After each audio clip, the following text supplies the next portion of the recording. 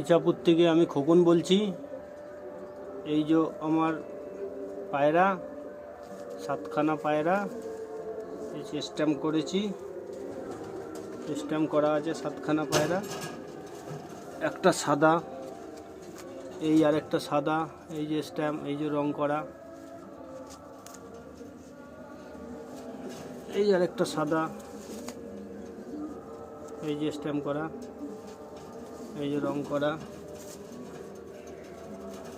তিনটে, একটা চারটে সাদা,